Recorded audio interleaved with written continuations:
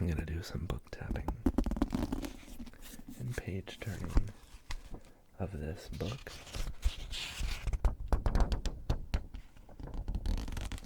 That's over 100 years old. Copyright in 1909. Unbelievable. So I'm just going to sit here, drink some of my coffee.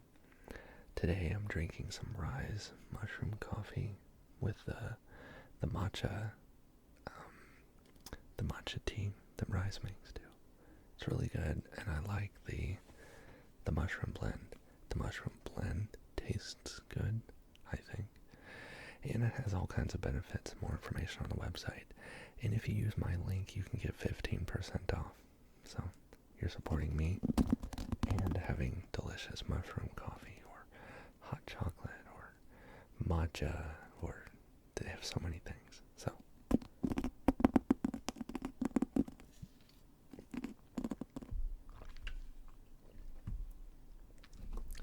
this is called Journey Through Bookland by, let's open up the title page.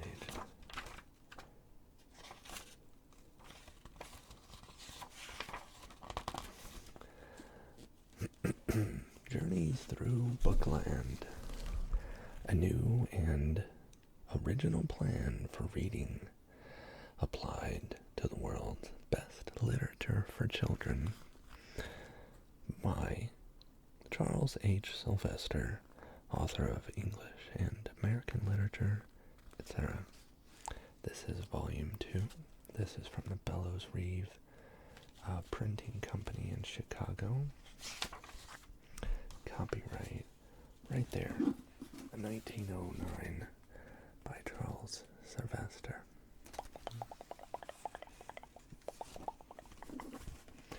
So this isn't just a neat little storybook, it's to help people read, probably like, I don't know, middle school level. But in 1909, they didn't have, like, teenager, like that wasn't a term. So you were either a child, you were in school, or you weren't.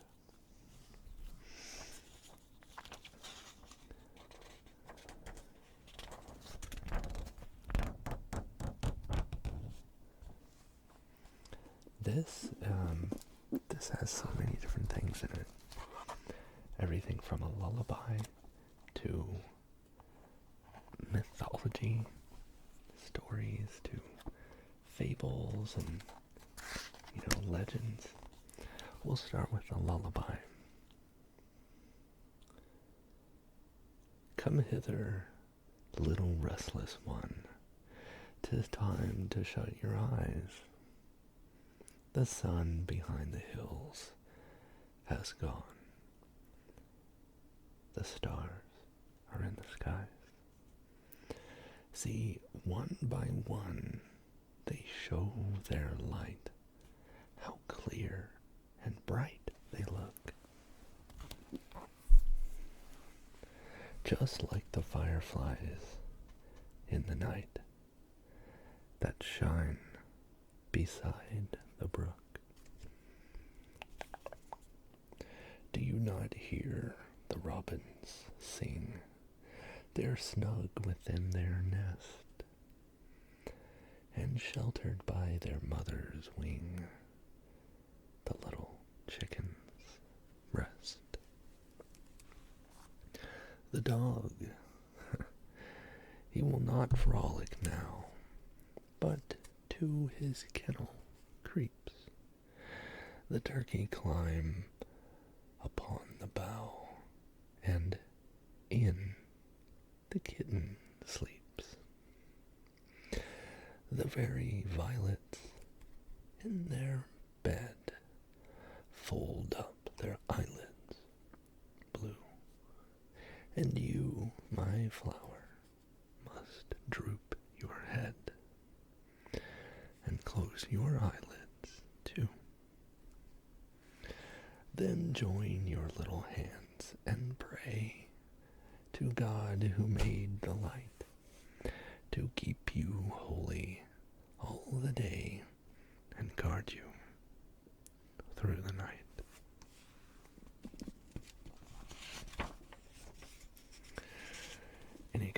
straight from that into Rumpelstiltskin, which is, of course, you know, the story of a freaking magical demon troll dude that wants to freaking kidnap or something. What is all this? I like Sonic. Hello. Hope you're doing well. Thanks for being smart. Thank you for being here. Thank you. Arcara is here. Soy Bruno. Buenas, buenas. Good to see you. Maybe I should write a novel that fits only to ASMR. Yeah, like... Yeah. Yeah. I like the idea.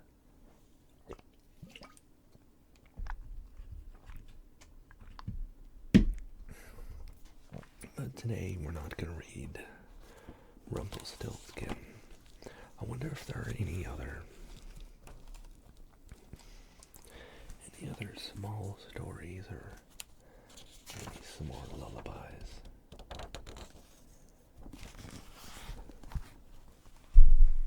Let's see here. It's not that one. Let's see here.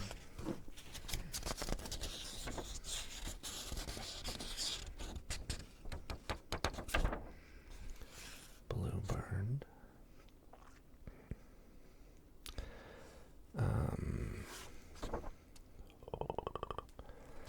Okay. This is a story called Discreet Hans by Wilhelm and Jacob Grimm. This is Hansel and Gretel, but it's called Discreet Hans. Interesting.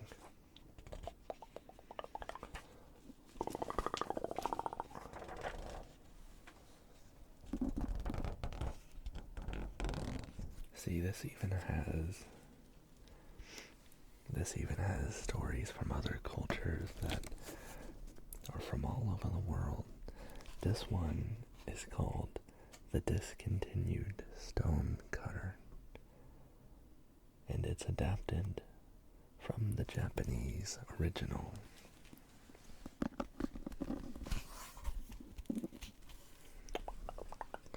Once upon a time, there was a man who worked from early morning till late at night, cutting building stones out of the solid rock. His pay was small and hardly enough to keep his wife and children from starving. So the poor stone cutter grew discontented and sighed and moaned bitterly over his hard lot. The name of this story is The Discontented Stonecutter, not The Discontinued Stonecutter. The Discontinued Stonecutter. That's a story about how AI has automated so much of the masonry industry that the stonecutters have been discontinued, and they now just use a program called Rock. All you do is... No, I'm kidding. I'm not doing that. Not today. Alright.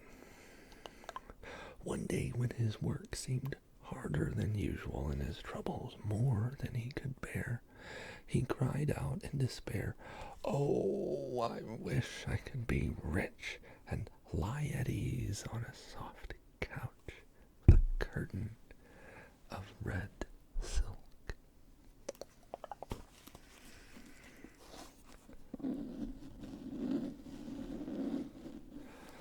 Arakira, hello, good to see you. Sod's lurking, thank you guys. Sonic likes the story.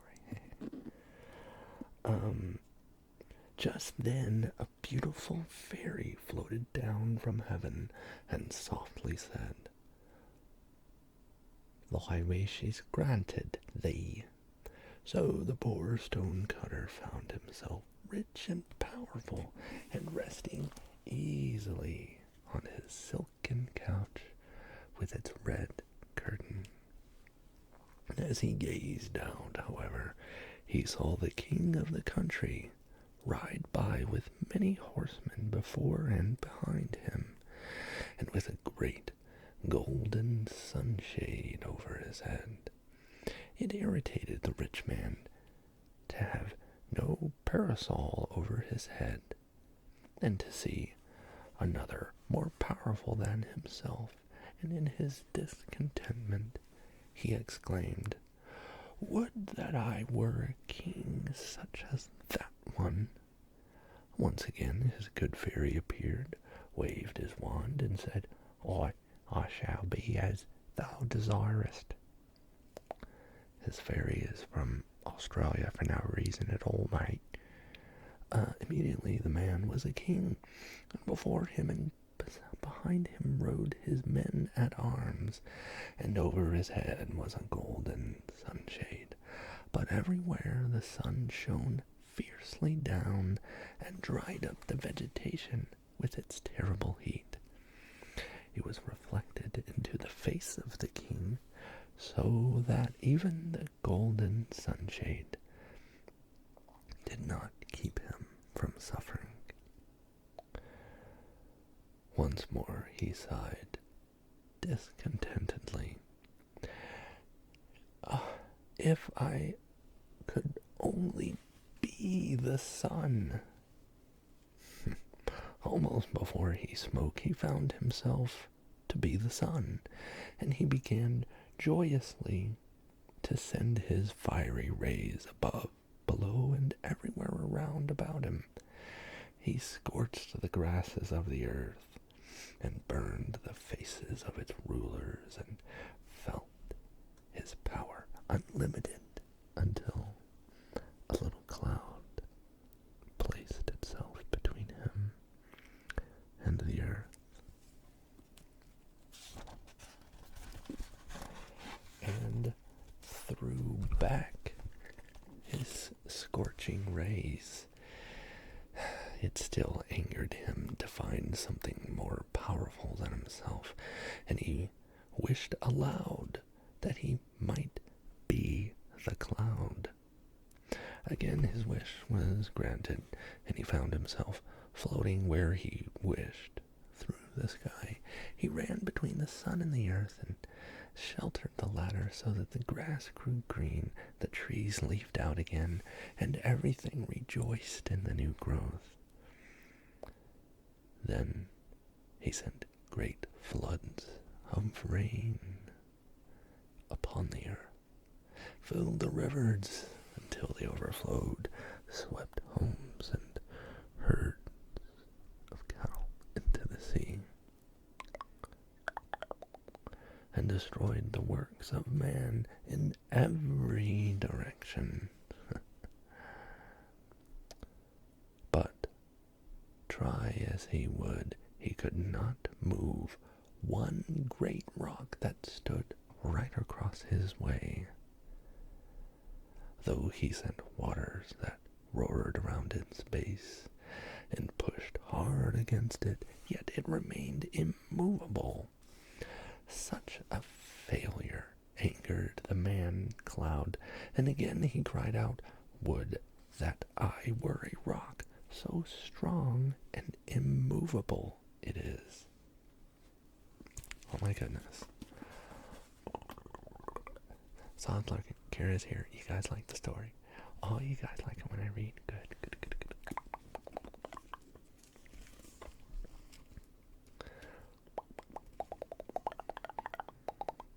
This time also his guardian angel interfered, and he found himself a rock that withstood the sun, the wind, and the waters. But then one day there came along a rude stone cutter, who with chisel and heavy hammer began to cut the great rock into smaller, regular building stones.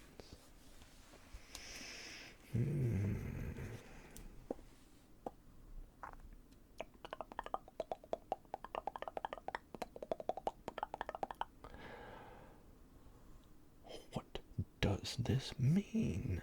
Cried the rock. Has this man power to cut me in pieces? Surely I am weaker than he.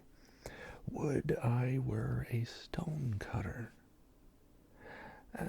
As thou wishest, so it shall be, mate, said his guardian angel, who is also from Australia, apparently.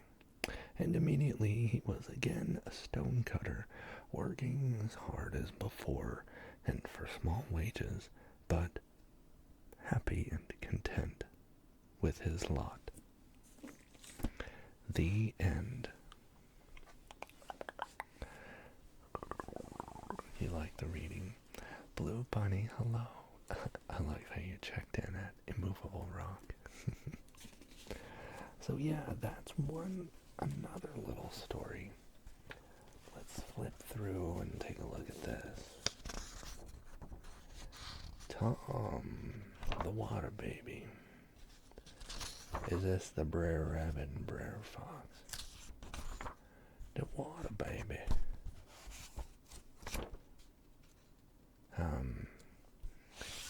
Man, I don't want to read some friggin' giant. Here we go. This one is called The English Robin by Harrison Weir. See yon robin on the spray.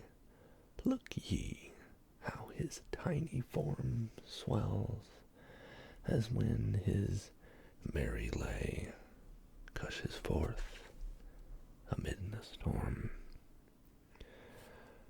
Though the snow is falling fast, speckling o'er his coat with white, though loud roars the chilly blast, and the evening's lost in night.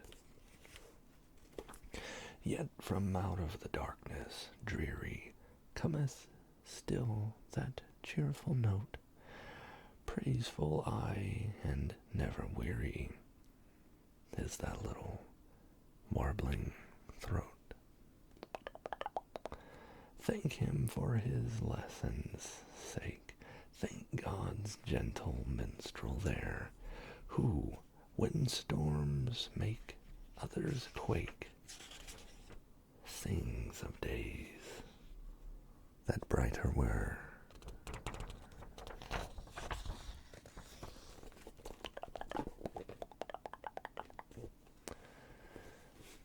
It has a little explanation. The English robin is not the bird we call robin redbreast in the United States. Our robin in the United States, North America, is a big, lordly chap about 10 inches long, but the English robin is not more than 5.5 inches long. That is, it is smaller than an English sparrow. The robin of the poem has an olive green back and a breast of yellowish red, and in habits it is like our warblers. It is a sweet singer and a confiding, friendly little thing, so that English children are very fond of it, and English writers are continually referring to it.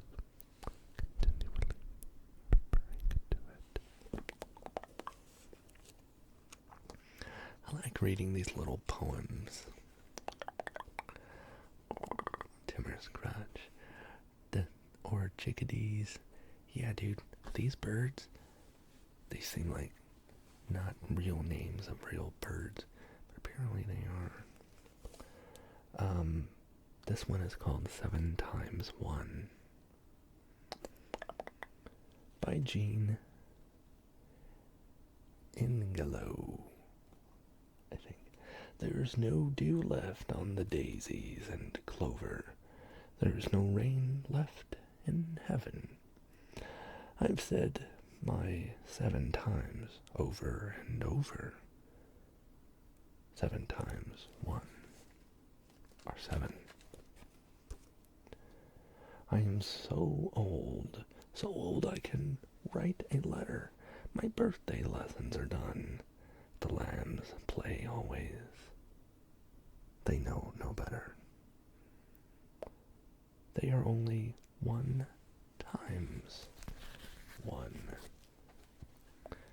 Okay, so they're teaching us math. I get it. Here it is in bugs. Hello. Good to see you. Blood Bunny says, how can birds have real names when birds aren't... Okay.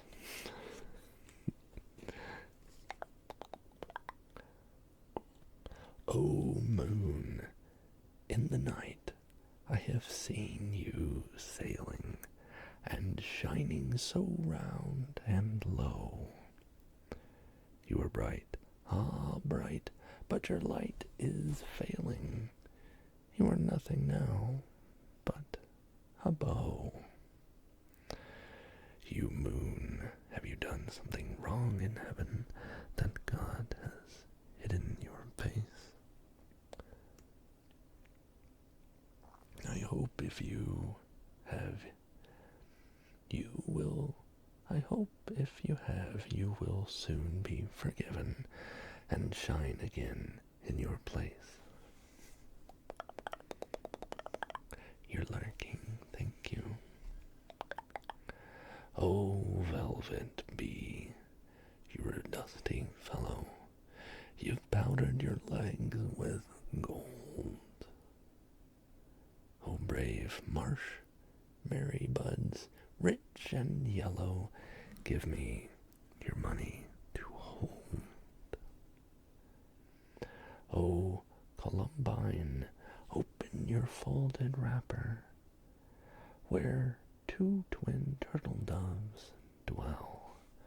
Oh, Cocopint, toll me the purple clapper that hangs in your clear green bell.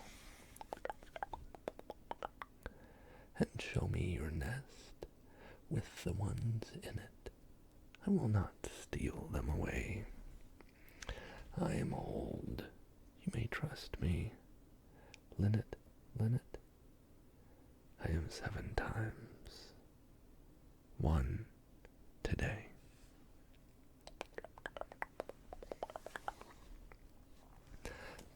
This one that I want to read now is called the Poppyland Express. St. Louis Star sayings. So this is just printed in the St. Louis Star. It doesn't give the name, just the publication. The Poppyland Express. The first train leaves at 6 p.m. for the land where the poppy blows. The mother is the engineer, and the passenger laughs and crows. The palace car is the mother's arms, that whistle a low, sweet strain. The passenger winks and nods and blinks and goes to sleep on the train. At 8 p.m. the next train starts for Poppyland afar. The summons clear falls on the ear.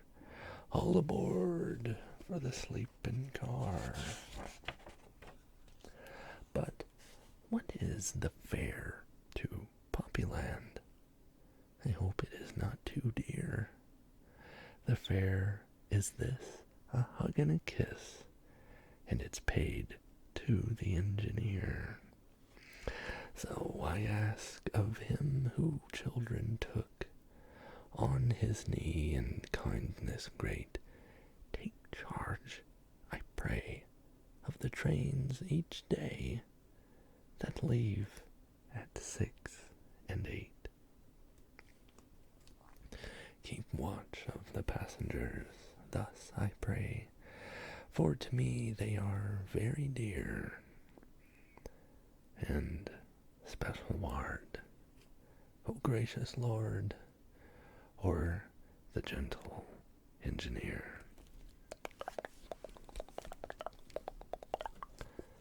This has been the Puppyland Express from the St. Louis Star Sayings, asking if there's a bibliography. Well, not exactly. Let me see if I can.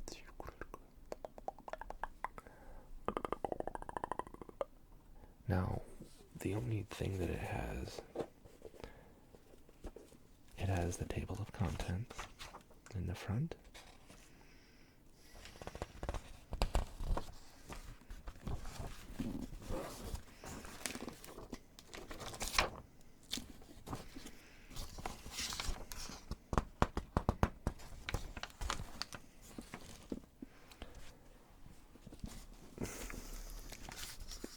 It has the table of contents here, and it just sort of goes in order.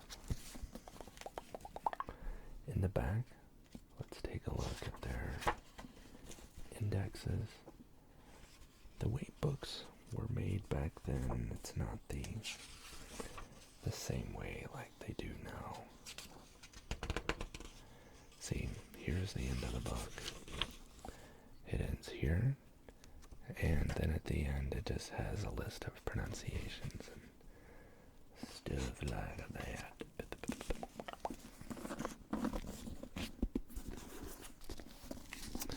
So yeah, this has been